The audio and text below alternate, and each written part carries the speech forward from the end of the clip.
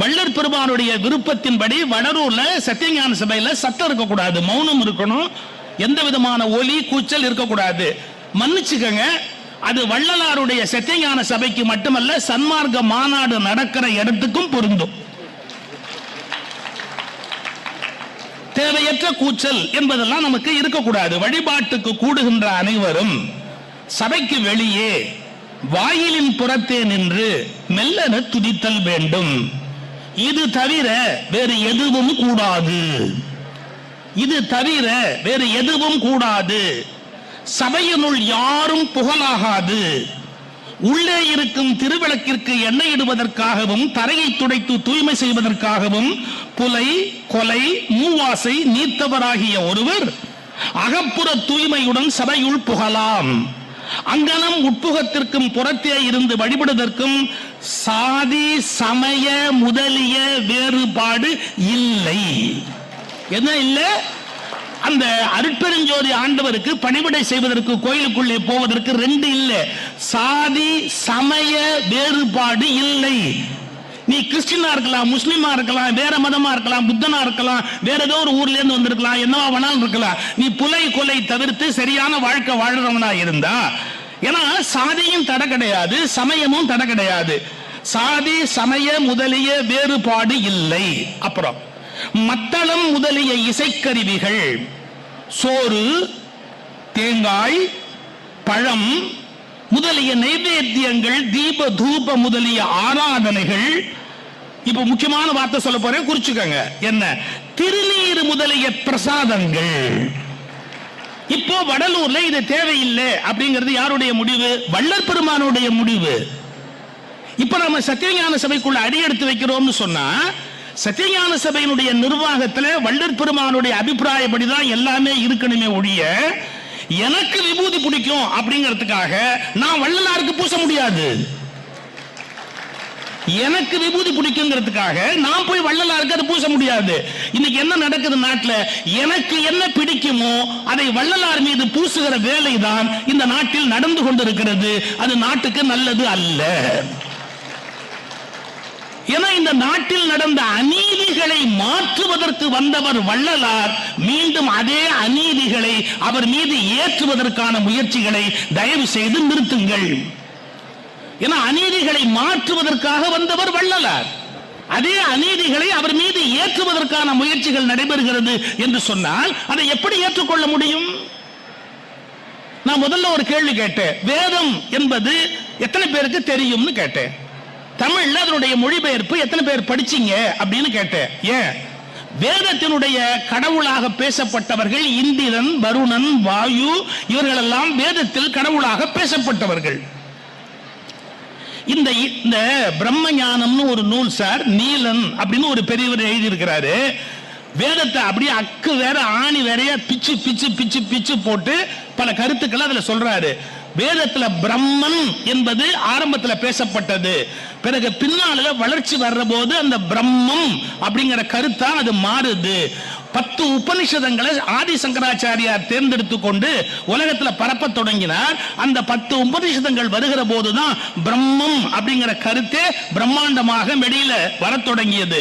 அதற்கு முன்பு வேதத்தில் என்ன பிரேயர் இருக்கும் அப்படின்னு கேட்டீங்கன்னா, இந்திரனே எங்களுக்கு பசுக்களை தா, எங்களுக்கு மழையை தா, எங்கள் எதிரிகளை நாசமாக்கு, எங்கள் எதிரிகளை பாழாக்கு. இங்க இவ்வளவு பெண்கள் இருக்கிறீங்க, என்ன மன்னிச்சுக்கங்க. அதாவது வேதத்துல நீங்க வேதம்ன்றத பத்தி ஒரு அபிப்பிராயம் வச்சிருக்கீங்க, அதை கெடுக்கிறது என் நோக்கம் இல்லை. ஆனா வேதத்துல நல்லது இருக்குது, கெட்டது இருக்குதுங்கிறத தெரிஞ்சுக்கங்க. கெட்டதுன்னா கெட்டது இல்ல, அதாவது டிவினிட்டி அப்படின்னு சொல்றோம் பாருங்க, அந்த பகுதி இல்லாதது இருக்குது. ஒரு பெண்ணை ஒருத்தன் காதலிச்சு ஏமாத்துறான், அந்த பெண் சாபம் கொடுக்கிறது வேதத்துல ஸ்லோகத்துல இருக்கு. என்ன இருக்கு தெரியுமா? உன் ஆண் குறி சுருங்கட்டும். வேதத்துல இருக்குது. மனப்பாடம் பண்ணி ஒப்பிச்சுக்கிட்டு இருந்தா, இதை மனப்பாடம் பண்ணி ஒப்பிச்சுக்கிட்டு இருந்தா அதுல என்ன இருக்குங்கிறது எவனுக்கு தெரியும்? தமிழ் மொழிபெயர்ப்பு எடுத்து படிங்க. அதுல நல்ல ஸ்லோகங்கள் எது, எது பிழையானது, எது தவறானது, அது எது மந்திரபூர்வமானது, மந்திரங்களுக்கு அப்பாற்பட்டது எது. அப்படி என்னால வேதத்தை பத்திய முடிவுக்கு வர முடியாதுன்னு சொன்னா, வேதத்தை படிச்சுட்டு சில பெரியவங்க சொல்லியிருக்க ஒரு முடிவுக்கு வாங்க. ஆனா எதுவா எப்படியா இருந்தாலும் வேதம் முதலியவை வள்ளற் பெருமானுக்கு சம்மதம் இல்லாதவை என்பதை தயவு செய்து தெளிவாக புரிந்து கொள்ளுங்கள். நீங்க வேதத்தை வள்ளலாரோட லிங்க் பண்ணாதீங்க. நான் சொல்றது வேதத்துக்கு கொடுக்கிற மரியாதை என்பது வேறு, அது யார் விரும்புகிறார்களோ அவர்கள் கொடுத்து விட்டு போவது என்பது வேறு. ஆனா வேதத்துக்கு மரியாதை கொடுக்கிறேங்கிறது உன்னுடைய விருப்பம் என்பதற்காக வள்ளலார் வேதத்துக்கு மரியாதை கொடுத்தார் என்ற பொய்யை, ஒரு மிகப்பெரிய பொய்யை நாம் இந்த உலகத்தில் பரப்பிக் கொண்டு இருக்கக்கூடாது. இந்த தெளிவு சன்மார்க்கிகளுக்கு வரணும். இந்த தெளிவு இந்த நாட்டில் இருக்கிற எல்லாருக்கும் வரணும். பாருங்க, திருநீரு அப்படின்னு நம்ம மனசுல திருநீரோட வள்ளலார் பதிஞ்சிருக்கிறார். ஏன்னா 5 திருமுறை வரை இருந்த வள்ளலாருடைய சிந்தனை முறை வேறு. அது மட்டும் இல்ல, நாம தெய்வமணி மாலையை பாடி இருக்கிறார், கந்தகோட்டம் போய் இருக்கிறார். அதனால வள்ளல் பெருமான் திருநீரோட இருக்கிறது தவறு இல்லை, நான் அது சரி தப்புன்னு சொல்ல வர மாட்டேன். ஆனா அதுதான் வள்ளலார்னு சாதிக்காதீங்க. இந்த வித்தியாசத்தை புரிஞ்சுக்கங்க. அதுதான் வள்ளலார்னு சாதிக்காதீங்க. அதுக்கப்புறம் வந்த வள்ளலார் இந்த உலகத்துக்கு அவர் சொல்ல விரும்பிய செய்தி, அவற்றை நாம புரிந்து கொண்டு வள்ளற் பெருமானுடைய சுத்த சன்மார்க்கத்தை பின்பற்றுவதற்கு சன்மார்க்கிகள் முயற்சி எடுக்க வேண்டும். இப்ப நைவேத்தியங்கள், தீப தூப முதலிய ஆராதனைகள், திருநீரு முதலிய பிரசாதங்கள், அப்ப இது தேவையில்லைன்றார். வடலூருக்குள்ள திருநீரு தேவையில்லை. திருநீரு முதலிய பிரசாதங்கள் இன்னும் இவ்வகையில் சமய கோயில்களில் அனுஷ்டிக்கப்படுவனவாகிய யாவும் ஞான சபை வழிபாட்டுக்கு புறம்பானவை ஆகும். இது எல்லாமே ஞான சபை வழிபாட்டுக்கு புறம்பானது. எங்க இதை உருவாக்குனவரை டிக்ளேர் பண்றார். இதுக்கு உள்ள திருநீரு வடலூர்ல கொடுக்கிறது அப்படிங்கிறது தமக்கு சம்மதம் இல்லை என்பதை வள்ளற் பெருமான் திட்டவட்டமாக பதிவு செய்கிறார். அதுக்கப்புறம் நாம் அதை மதிக்கணுமா இல்லையா? நாம் வைத்துக் கொள்வது என்பது வேறு. ஆனா வடலூர்ல அதை கொடுக்க முடியாது அப்படிங்கறத நம்ம புரிஞ்சுக்கணும். எதை ஏற்றுக்கொள்ள வேண்டுமோ அதை நான் சார், இங்க நீங்க பார்க்கிற அருள் யாருங்கிறது உங்களுக்கு தெரியும். ஒரு 50 லட்சம் ரூபாய்க்கு மேல இந்த ஒரே வழக்குக்காக செலவு பண்ண கிறுக்க, இந்த ஒரே ஒரு வழக்குக்காக 50 லட்சம் ரூபாய்க்கு மேல சொந்த பணத்தை செலவு செய்த மனுஷன் என்ன தலையெழுத்தா? அவருக்கு 50 லட்சம் பெருசு இல்ல, வள்ளலார் வள்ளலாரா இருக்கணும் அப்படிங்கிற அந்த ஒற்றை விருப்பம். என்னென்ன நடந்தது வள்ளலாருடைய கருத்துக்கு விரோதமா சபைக்குள்ள என்னென்ன நடந்தது? அதுக்காக மறுபடியும் ஒரு முறை ஒரு ஸ்டேட்மெண்ட் கொடுக்கிறார். இன்று தொடங்கி அருட்பெருஞ்சோதி ஆண்டவரது அருட்பெருஞ்சித்தி வெளிப்படும் வரைக்கும் ஞான சபைக்குள்ளே தகர கண்ணாடி விளக்கு வைத்தல் வேண்டும். பித்தளை முதலியவற்றால் செய்த குத்து விளக்கு வேண்டாம். மேலேற்றுகிற குளோபு முதலிய விளக்குகளும் வேண்டாம். தகர கண்ணாடி விளக்கு வைக்கும் காலத்தில் தகுதியுள்ளவர்கள் நம்மவர்கள் தேக சுத்தி கரண சுத்தி உடையவர்களாய் திருவாயிற்படி புறத்திருந்து கொண்டு விளக்கேற்றி 12 வயதுக்கு உட்பட்ட சிறுவர் கையில் கொடுத்தாவது, 72க்கு மேற்பட்ட பெரியவர் கையில் கொடுத்தாவது, அதாவது 72க்கு மேல போயிட்டா நம்ம யோகியனா இருப்பான்னு வள்ளலார் அப்ப நம்பி இருக்காரு. Chances are there, but great chances are not there. What to do? ஏன்னா அரஸ்டாரவெல்லாம் 70க்கு மேல இருக்கான். போ பெரிய பிரச்சனையா இருக்கு. சரி இருக்கட்டும். சிறியரை கொண்டாயினும் பெரியரை கொண்டாயினும் உள்ளே தூசு துடைப்பிக்க வேண்டும். தூசு துடைப்பிக்கும் போது நீராடி சுத்த தேகத்தோடு கமல்களில் வஸ்திரம் சுற்றி கொண்டு புகுந்து முட்டிக்காலிட்டுக் கொண்டு தூசு துடைக்க செய்விக்க வேண்டும். விளக்கு வைக்கின்ற போதும் இங்கனமே செய்விக்க வேண்டும். விளக்கு வைத்தற்கும் தூசு துடைத்தற்கும் தொடங்குகின்ற 12 வயதுக்குட்பட்ட சிறுவரும் 72 வயதிற்கு மேற்பட்ட பெரியரும் பொருள் இடம் போகம் முதலியவற்றால் சிறிதும் இச்சை இல்லாதவர்களாய் தெய்வ நினைப்பு உள்ளவர்களாய் அன்பு உடையவர்களாய் இருத்தல் வேண்டும். விளக்கு வைக்கும் போதும் தூசு துடைக்கும் போதும் நம்மவர்கள் நேர்ந்தவர்கள் புறத்தில் நின்று பரிசுத்தராய் மெல்லன துதி செய்தல் வேண்டும். அந்த மெல்லன, அதான் வள்ளலார், மெல்லன துதி செய்தல் வேண்டும். யாதொரு காரியம் குறித்தும் தற்காலம் உள்ளே போதல் கூடாது. ஞான சபை திறவுகோல் ஒருவர் கையிலும் வெளிப்பட இருக்க கூடாது. எல்லாம் சொல்லிட்டு என்னதான் முயற்சி பண்ணாலும் நம்முடைய மக்களுடைய மனதில் சில மாற்றங்கள் நிகழவில்லை அப்படிங்கிற ஒரு நிலையில வள்ளற் பெருமானுடைய வார்த்தை, இந்த சாலையில் எனக்கு மிகவும் சலிப்பு உண்டாகிவிட்டது. ஏன் நம்ம மக்களுடைய அபிப்பிராயம் எப்படின்னா, எவ்வளவு பெரிய தீர்க்கதரிசி, எவ்வளவு பெரிய அருளாளர், எத்தனை பெரிய மனிதர் வந்து சொன்னாலும், நல்ல கவனிங்க, நம்பால அவங்கள மாத்த ட்ரை பண்ணுவாரே ஒழிய அவங்க சொன்ன வழியில தான் மாறுறதுக்கு ட்ரை பண்ண மாட்டான். இதான் நம்மகிட்ட இருக்கிற சிக்கல். இந்த ஓஷோன்னு பிற்காலத்தில் ஒரு சிந்தனையாளன் வந்தான். என்கிட்ட இருக்கிற வேடிக்கை வள்ளலாரும் படிப்பேன், ஓஷோவும் படிப்பேன். அது என்னுடைய மனசுல இருக்கிற ஒரு வகையான அணுகுமுறை. அந்த ஓஷோ ரொம்ப தெளிவா ஒரு வார்த்தை சொன்னார். நான் கூடிய சீக்கிரத்தில் இந்த பூமியை விட்டு போய்விடுவேன். ஆனால் ஒன்று புரிந்து கொள்ளுங்கள், என் எதிரிகள் எல்லாம் என்னை நோக்கி வந்து கொண்டிருக்கிறார்கள். இந்த வார்த்தையை கவனிங்க. என் எதிரிகள் எல்லாம் என்னை நோக்கி வந்து கொண்டிருக்கிறார்கள். கூடிய விரைவில் அவர்கள்தான் என் கருத்தை அவர்கள் கருத்தாக பரப்புவார்கள். நன்றாக புரிந்து கொள்ளுங்கள், நான் எதையெல்லாம் வேண்டாம் என்று செய்தேனோ அதையெல்லாம் செய்வதற்காக என் எதிரிகள் மிக விரைவில் வந்து இந்த ஆசிரமத்தை கைப்பற்றுவார்கள்.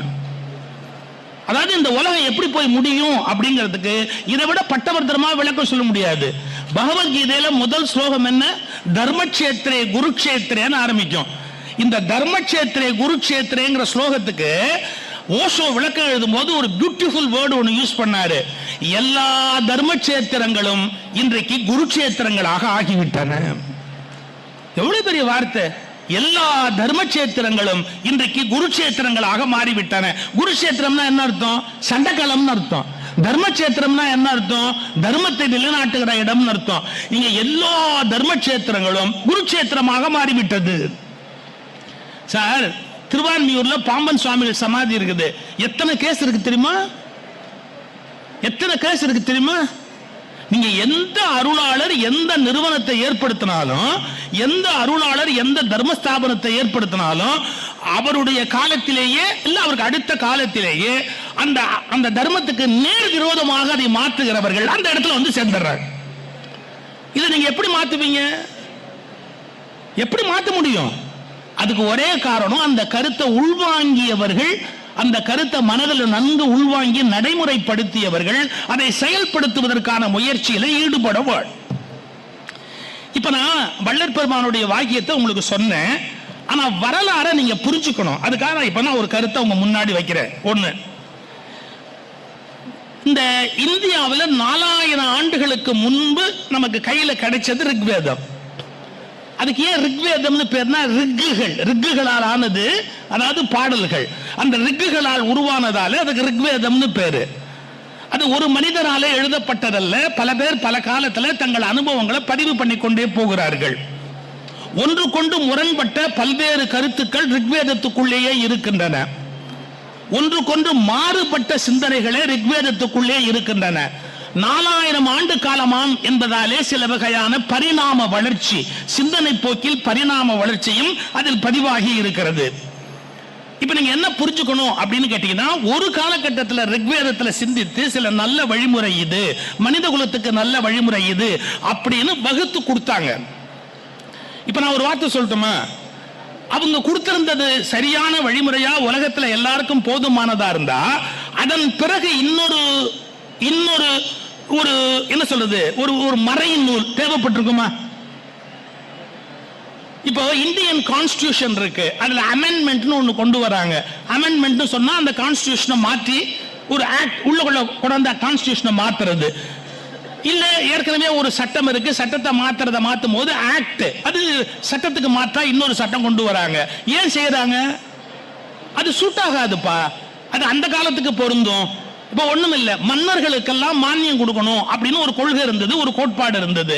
திடீர்னு இந்திரா காந்தி அம்மா வந்தாங்க, மன்னர்களுக்கு மானியம் எல்லாம் ஒன்றும் கொடுக்க வேண்டிய அவசியம் இல்லை, அதை நாம ஏற்றுக்கொள்ள வேண்டிய அவசியம் இல்லை, மாத்தலாம் அப்படின்னு மாத்துறாங்க.